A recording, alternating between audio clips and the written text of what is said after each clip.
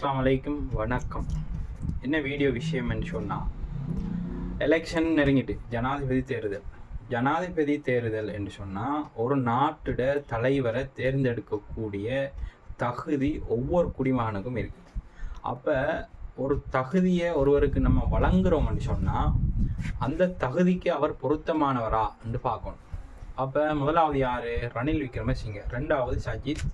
அடுத்தது அனுர். அடுத்தது எனக்கு தெரியா, அந்த ஆக்கள் தேவையும் இல்லை. இப்போ இதில் இந்த நாட்டை தலை சிறந்த நாடாக ஆக்கி எங்களோட சுதந்திரத்தை ஃபுல்லாக தந்து எங்களோட வாழ்வாதாரத்தையும் ஃபுல்லாக கிளியர் பண்ணி எங்களோட அடிப்படை தேவைகளை பூர்த்தி செய்த ஒரு ஜனாதிபதியை நாங்கள் தேர்வு செய்யணும். அப்போ இந்த நாடு எவ்வளவுக்கு கஷ்டப்பட்டு இருந்த நாடுன்னு உங்களுக்கு தெரியும். ஏன்னா கேஸ் சிலிண்டருக்கு லைனில் நின்றோம், பெட்ரோல் ஒரு 3 லிட்டர் அடிக்கிறதுக்கு லைனில் நின்றோம். எந்த அளவுக்கு லைனில் நின்றோம்? ஒரு 2 டே வேஸ்ட் பண்ணி பைக்கை கொண்டு போட்டு பெட்ரோல் செட் வழியே நம்பர்ஸ் தந்து டோக்கன் எடுத்து நைட்டில் நெலும்பு தூரி வச்சு ரோட்டில் தூங்கி எழுந்து விடிய காலம் பெட்ரோல் அடித்தோம். அப்போ எவ்வளோ சஃபர் நம்மளோட மக்களுக்கு சஃபரிங்காக இருந்தோம். சரி, லாட்ஸ். அப்போ இதெல்லாம் நம்ம எப்படி மறக்கலாம்?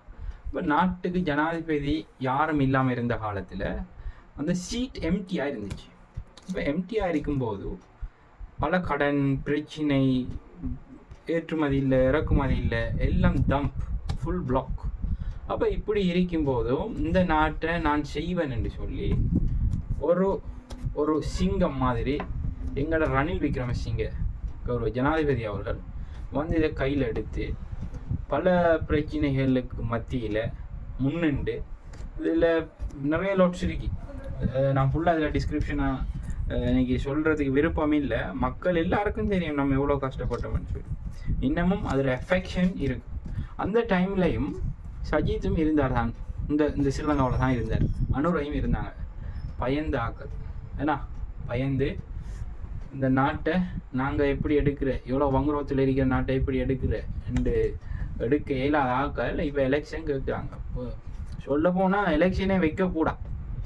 ஜனாதிபதியாக ரணில் விக்ரமசிங்க இருக்கட்டும்னு சொல்லி விடணும் நம்ம. அப்போ அது ஒரு கான்ஸ்டியூஷன் படி நம்ம என்ன செய்யணும்? வைக்கத்தான் வேணும் எலெக்ஷன். அப்போ அதில் மக்கள் நான் தனிப்பட்ட ரீதியாக எந்த கருத்தை சொல்லியிருக்கேன், நீங்கள் நம்ம ஆலோசிங்க. இப்போ ஒரு கட்டி வச்ச புது வீட்டில் குடியேறது நல்லமா? ஒரு ஊடே இல்லாத இடத்துல ஊடு கட்டி தந்த வீட்டில் நாம் வைத்து வழி நடத்தப்படணும்னு சொன்னால் அது எந்த வகையில் அது I don't like to this.